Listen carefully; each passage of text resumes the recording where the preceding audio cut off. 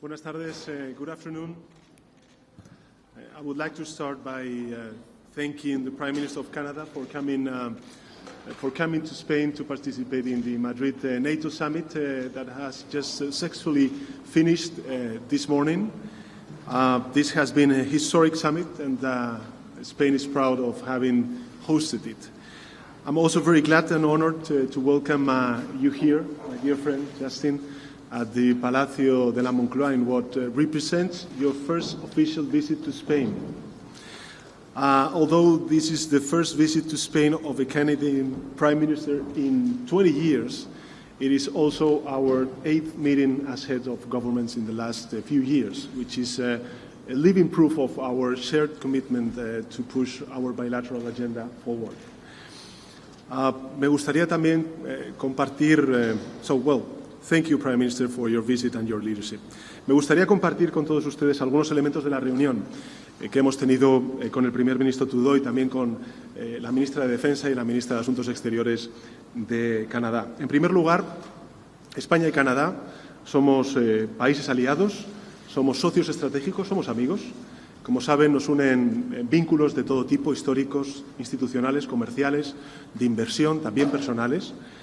Y también nos une una visión compartida sobre el mundo, que es lo que me gustaría subrayar en mi intervención. Compartimos una manera de ser y estar en el mundo que es fruto de una profunda convicción y es el valor de vivir en sociedades abiertas, diversas, inclusivas, de sociedades prósperas y también de sociedades comprometidas.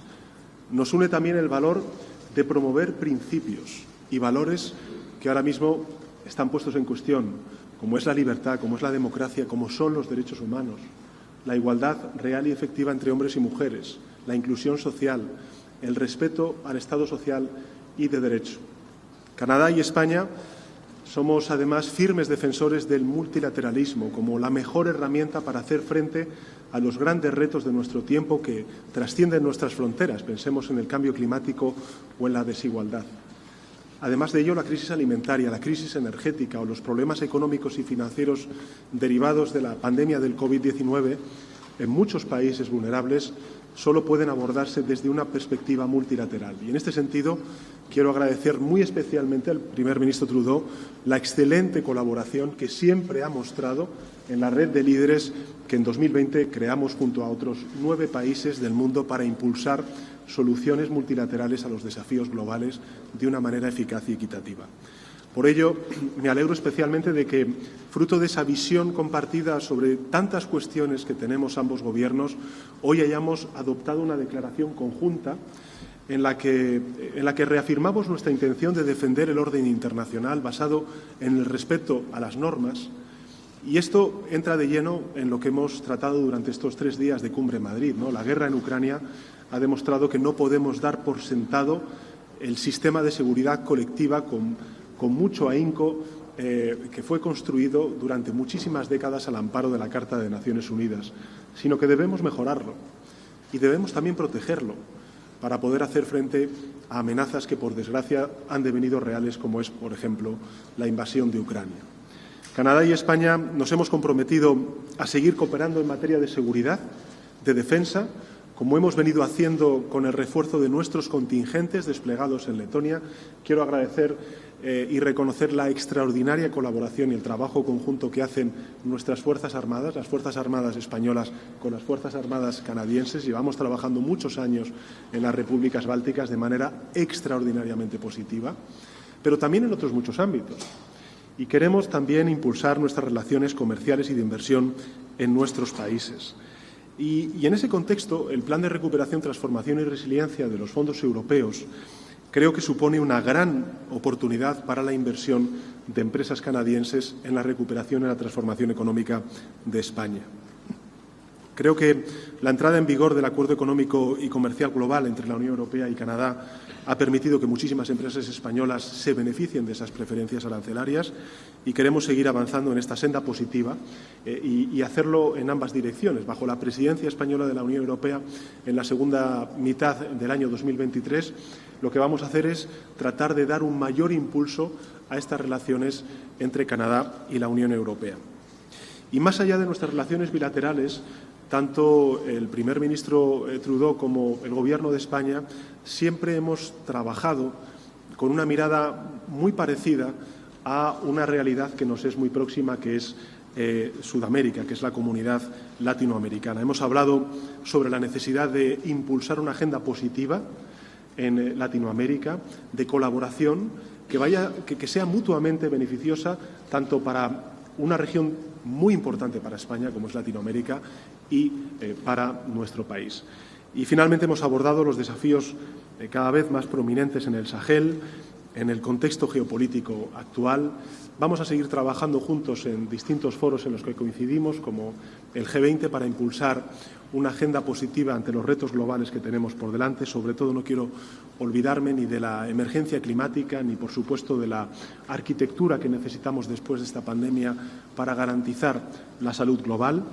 Y no quiero dejar de mencionar que España y Canadá somos de los pocos países, pero tengo que decir de los orgullosos pocos países que tenemos una política exterior feminista y que ya está dando sus frutos.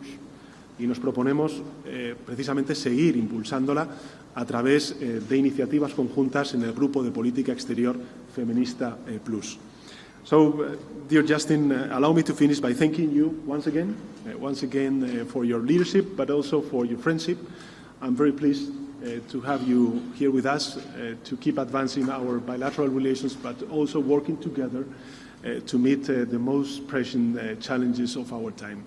So count on Spain as a solid ally, partner and friend to work for a more peaceful, prosperous and inclusive world. So thank you very much. Merci. Muchas gracias.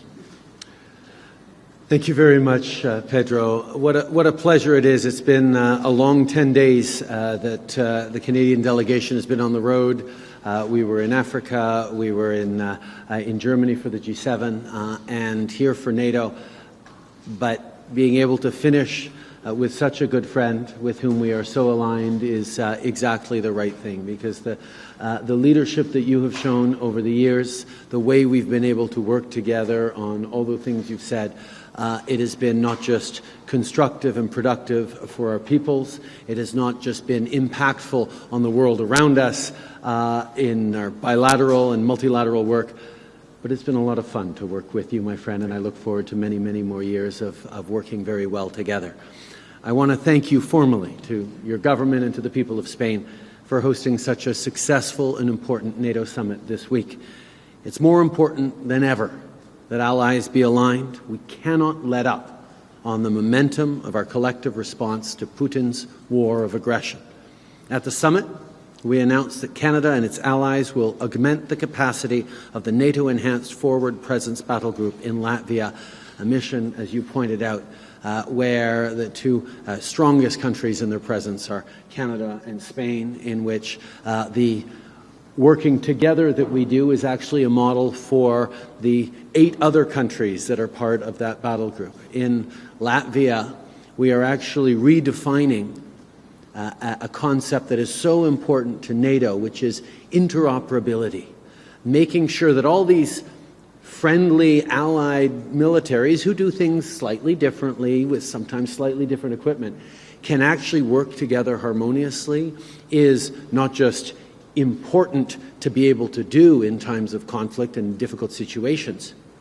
It's actually an added advantage that we have if we do it right, and Spain has been extraordinarily important in that work that we're doing with the Latvians to develop a new way of operating, or a better way of operating for NATO that could be, unfortunately, if conflict requires it, extraordinarily useful in the future.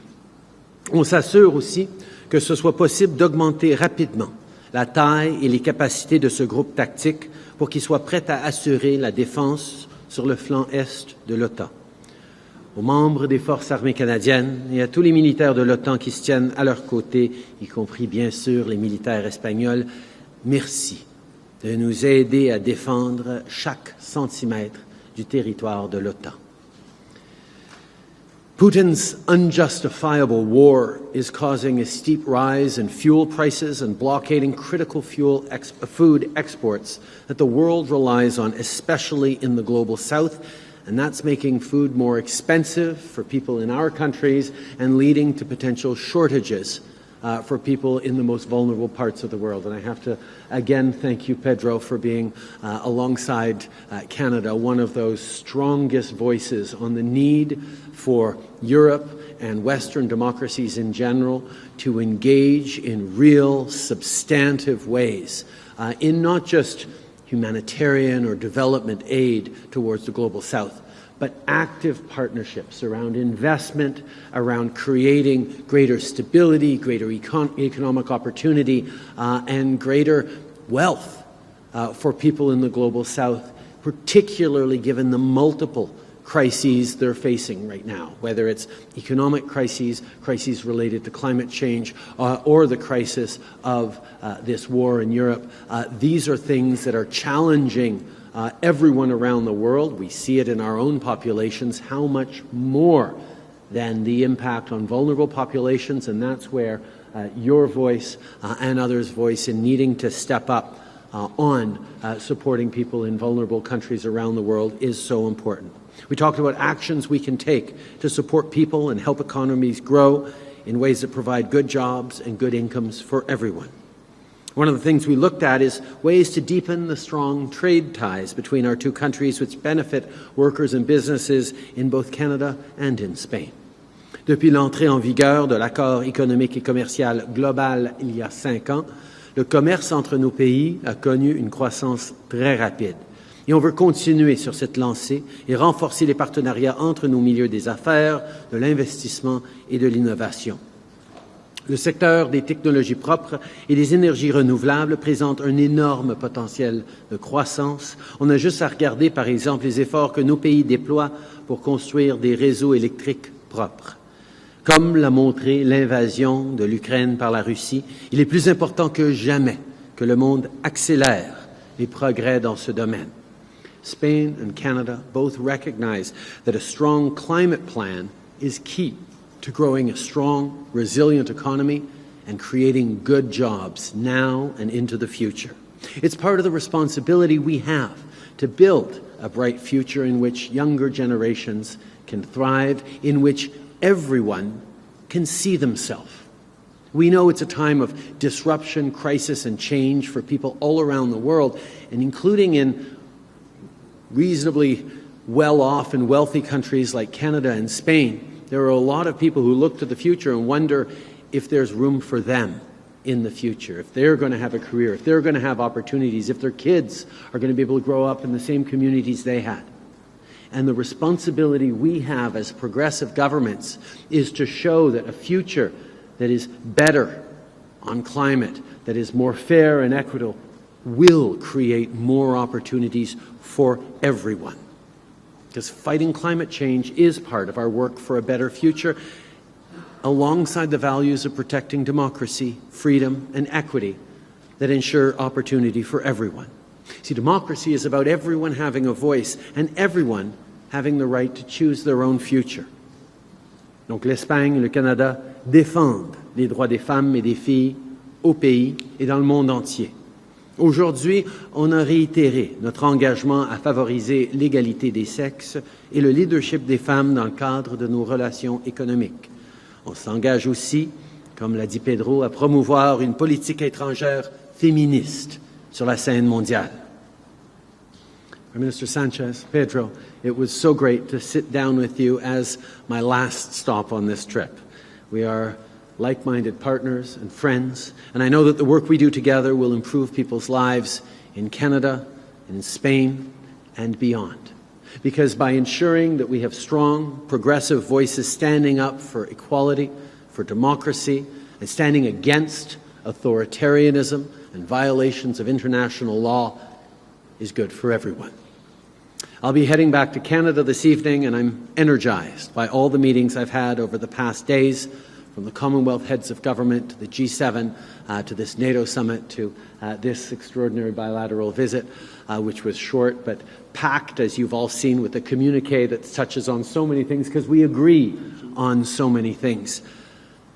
Around the world, we're standing with Ukraine and holding Putin accountable for his unjustifiable and brutal war.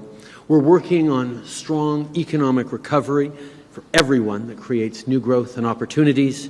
We're accelerating global action to fight climate change. We're enhancing our defense and deterrence posture, and we're reaffirming and strengthening the deep ties Canada has with countries and leaders around the world, and no better example than that, than right here with you, my friend. Thank you very much for all your leadership. Thank you for your friendship. Muchas gracias. Gracias.